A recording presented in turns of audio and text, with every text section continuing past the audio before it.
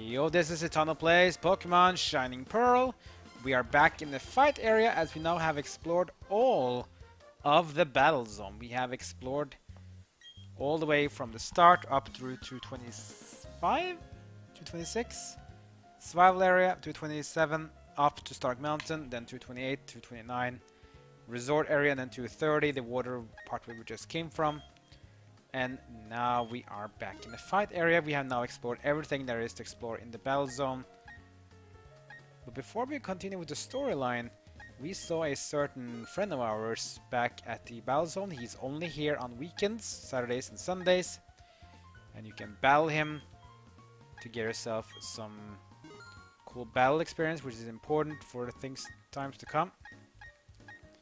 We're also back on the shop now. There was no shop in the resort area, but there's a shop here. Just buy a lot of stuff because we might as well just spend our money for it.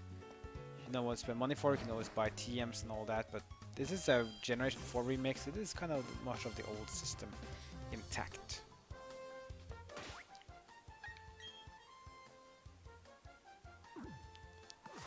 So yeah, Saturdays, Sundays, Barry will be here outside of the battle tower. He will be able to be fought for a one final time, or technically final time, yes, but you can battle him every weekend, so it's not like you can only fight him and then you can never fight him again. You can battle him every weekend, and it is weekend as of this recording. That's why I'm going to battle him right now and see what Barry has to show for us here in the battle zone. Let's give him a little battle, shall we? Hey Zatanna! You're not the only one that's getting tougher, you know? I'll prove to you here and now. Get ready to battle. Let's do it, Barry. So here we go, the Barry battle at the battle zone. He has a full team, as we do. His first Pokemon is going to be Staraptor, which is sort of what I expected that he's going to use. Going to bring in our Empoleon. He has Intimidate, which is not really worrying of Empoleon because its attack power stats. It's still 58, so his level is not really high. He's basically Elite 4 level of levels, but that's sort of the old Elite 4, because new Elite 4 is very higher level than this one. But yeah, Staraptor, dual type normal and flying, weak to ice, electric, rock, etc. This Sunny Day! Sunny Day causes fire type moves to increase in power, water type moves to decrease in power. Solar Beam can be used instantly, and Thunder will have reduced accuracy.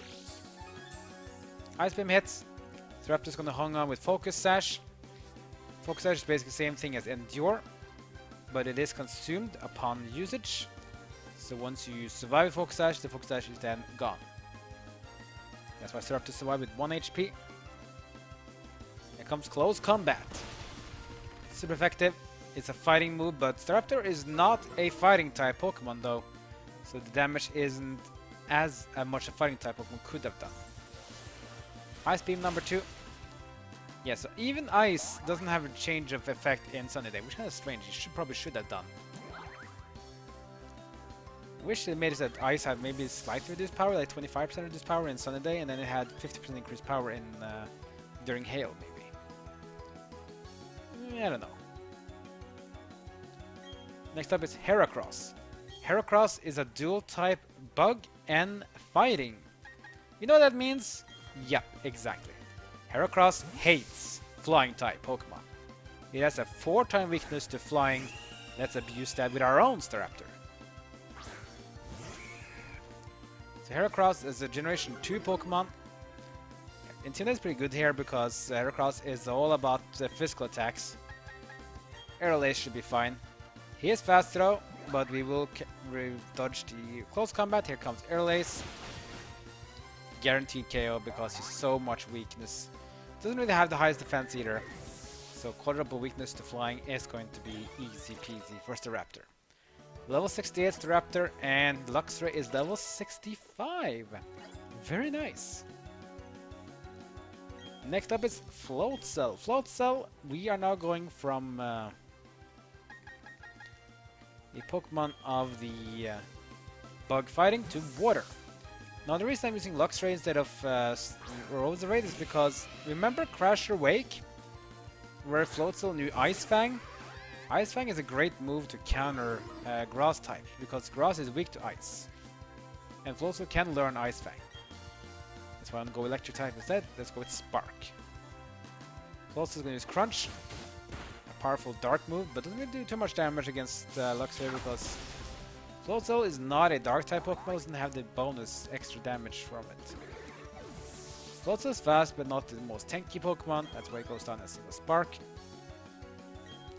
Next up is Torterra. This is the starter Pokemon he will use if your starter is a Fire type Pokemon. Which, or no, Water type Pokemon. I mean, he will always use the starter that is strong to you.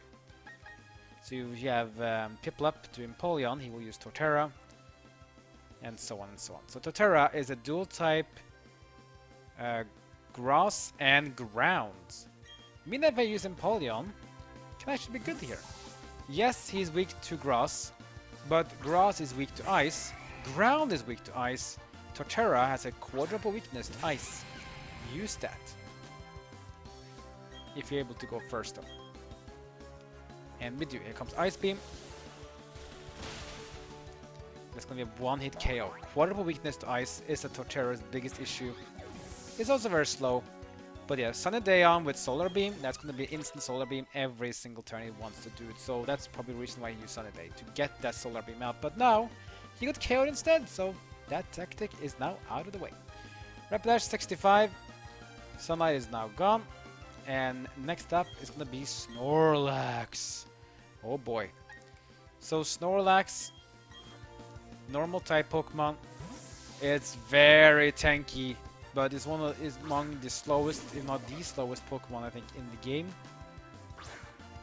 But still, it is very tanky. High HP, pretty good defense as well.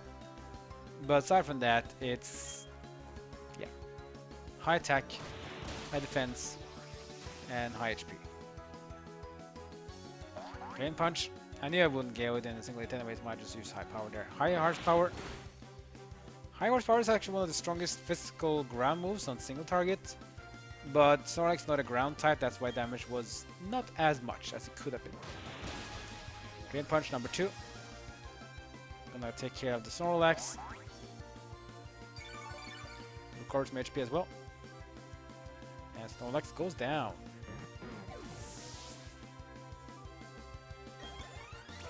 And level 67 now on Empoleon, getting pretty good. Beefy and tanky and strong. Rapidash now. This is probably, I think, is the last one. Rapidash, water type. I mean, fire type. So we know what to do with it. The ground is great, as water is too. But be warned, my HP is going a bit low on Empoleon now. Be careful. Here comes Rapidash, the fiery horse. This is the last Pokemon from Barry now. If I just beat this one, the match is over. Rapidash faster on his Flame Wheel. Pretty good move. Or decent move, but doesn't really do much damage because it's low power. Surf is going to be a KO on Rapidash. Rapidash goes down. So Barry beaten. Not that hard. Not that hard though. What just went down? You telling me I lost again? You did indeed, Barry, but don't fret too much about it. Dang, Zatanna. Oh well, that's okay.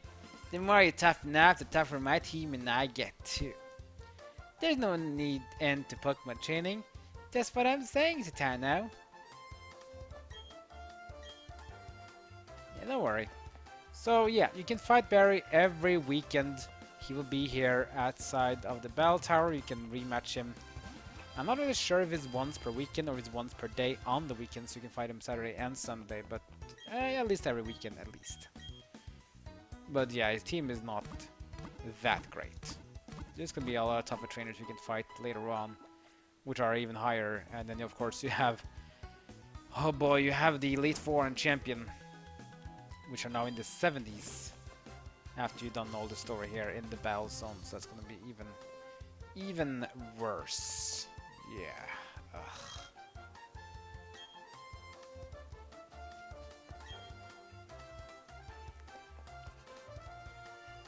See, we stocked up on items here. We have. So that's pretty much all the battle zone.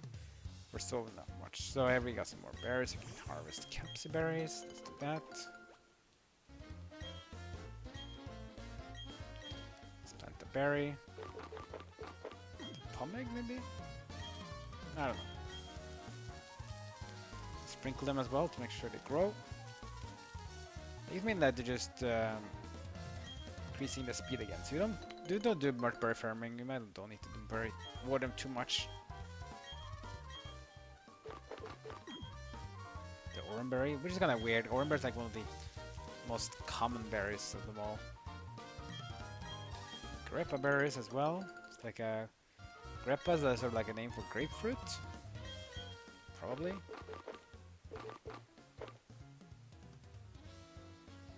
Ah, this one is nice. The grappa berry is a nice berry to use if you want to do EV training or feel like you gotten too much EV values on special defense.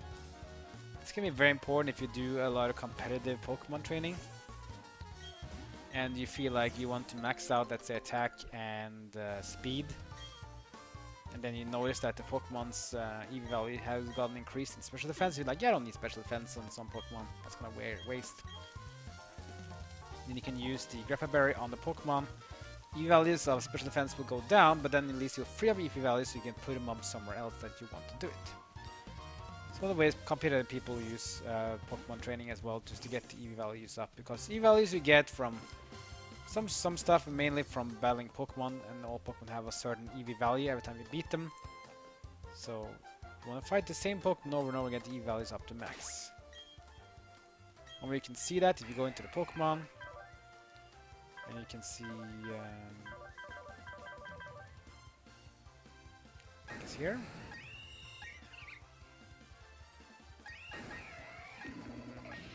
What is it? I can't remember. Oh, you can just see it here. You can also see it on the Pokemon Bank as well, on Pokemon Home. So it's a nice way of doing some Pokemon training. So yeah, you can now go back to the Battle Zone, and if Casey were wanting to fly, let's see if we go here, choose fly. You can fly to the fight area, you can fly to the survival area, you can fly to the resort area, you can also fly pretty much elsewhere now. I can fly everywhere I want now. Now it says, try avenging all over the Sinnoh region. Yeah, there's no more guiding on the top left here anymore after you beaten the Hall of Fame. But to continue the story now, you want to go to the survival area, because that's where the story continues. Remember Buck? He got the Magma Stone, and then he ran off. Well, he's not back here again. So if you want to continue the story, you want to go here, and then you want to continue the story. Now, I want to try to accumulate the whole story in one episode, so this episode is going to be a bit short. This is mainly more about concluding the traveling in the Battle Zone, and then the traveling in the Battle Zone. Now we're going to continue the storyline. So next episode, guys, we're going to check out the storyline conclusion of the Battle Zone with Buck and the Magma Stone, and then want to see what happens then and what will the rewards be, because I can guarantee you it's going to be very, very epic. Pokemon should be healed up because of the things going to happen. Next episode, guys, we're going to check out with in the survival area, and then we're going to check out what happens after that, and then we're going to conclude the storyline of the Battle Zone, and then we're going to explore more about the post-game of Generation 4's remake Shining Pearl and Brilliant Diamond. What will it be? We'll find out. Like, comment, and subscribe. Follow me on social media. That's great for now. See you next time as my journey in Pokemon Shining Pearl continues.